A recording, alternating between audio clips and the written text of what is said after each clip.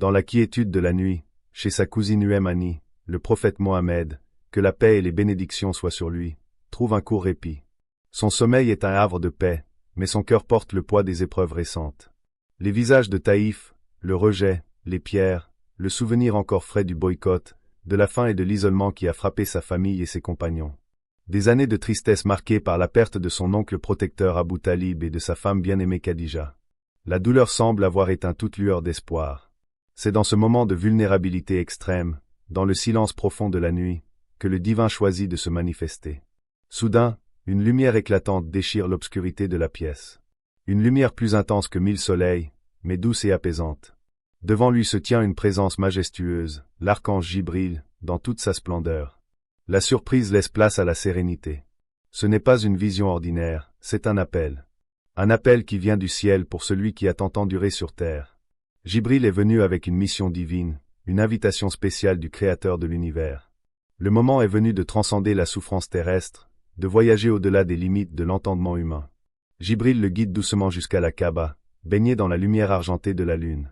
Là, un événement extraordinaire se produit.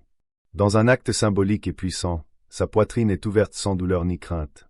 Son cœur est lavé avec l'eau pure de Zamzam, puis rempli jusqu'à ras-bord de foi et de sagesse. C'est une purification spirituelle profonde, une préparation pour le voyage qui l'attend. Chaque parcelle de tristesse est effacée, remplacée par une certitude et une force renouvelée. Il est prêt à recevoir les merveilles qu'Allah s'apprête à lui dévoiler. Son cœur désormais purifié et renforcé est capable de supporter ce qu'aucun autre cœur humain n'a jamais supporté. Alors Jibril lui présente une créature d'une beauté indescriptible, Al-Bourak. Plus grand qu'un âne mais plus petit qu'un mulet, d'une blancheur éclatante, il semble tissé de lumière. Chaque foulée le porte aussi loin que le regard peut atteindre. C'est la monture des prophètes, un véhicule céleste pour un voyageur exceptionnel. Avec une aisance divine, le prophète Mohammed monte sur son dos. En un instant, ils s'élancent dans le ciel étoilé de la Mecque, laissant derrière eux la terre et ses tribulations. Ils fendent la nuit, traversant l'espace et le temps à une vitesse inconcevable. La destination, Jérusalem, la Terre Sainte, première étape d'un périple qui le mènera jusqu'aux confins des cieux, jusqu'à la présence même de son Seigneur. Ce voyage miraculeux est un message d'espoir pour nous tous. Il nous rappelle qu'après chaque difficulté vient la facilité, et qu'après la nuit la plus sombre vient toujours l'aube la plus éclatante. La patience et la foi sont les clés qui ouvrent les portes des cieux. L'histoire ne fait que commencer. Il dit, « Ô Mohammed, tu as été envoyé à un peuple meilleur que le mien. Ton Oumma est une Oumma de miséricorde. Prends soin d'eux. » Le prophète ressent une immense affection pour Moussa. Ils se saluent longuement comme deux frères qui se retrouvent après des siècles. Enfin, le 7e ciel. La porte s'ouvre sur une vision qui dépasse tout. Un homme est assis, adossé à la maison visitée, Al-Bay al-Mamour. Une maison céleste autour de laquelle tournent 70 000 ans chaque jour, sans jamais revenir.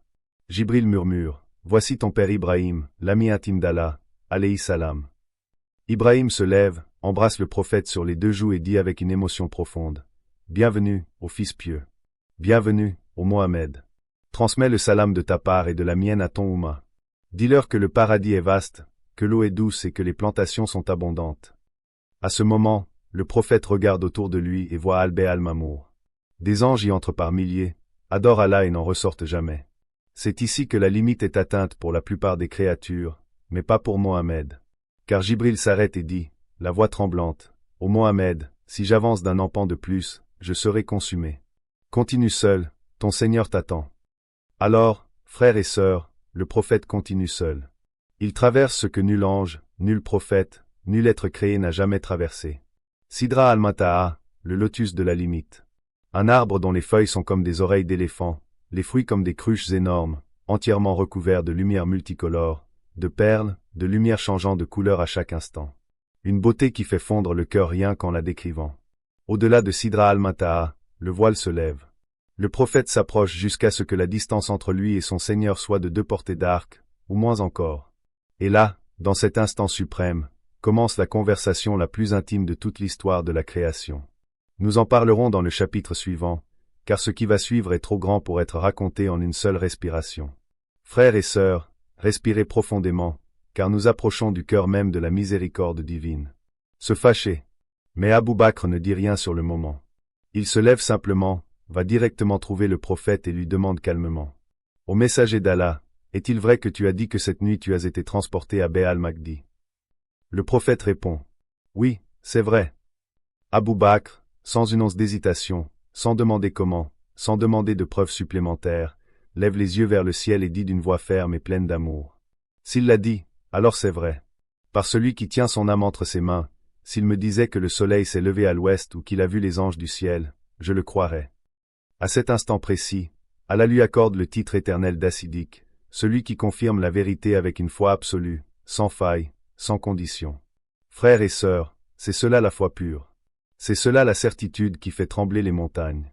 Quand le monde entier rit et doute, un cœur dit. S'il l'a dit, c'est vrai. Et c'est grâce à des cœurs comme celui d'Abou Bakr que l'islam s'est répandu. Le chapitre 7 nous emmènera dans les conséquences profondes de cette nuit. Comment Isra et Miraj ont transformé les cœurs des croyants, donné naissance à la direction de la Qibla vers la Kaaba et renforcé la détermination du prophète face aux épreuves à venir.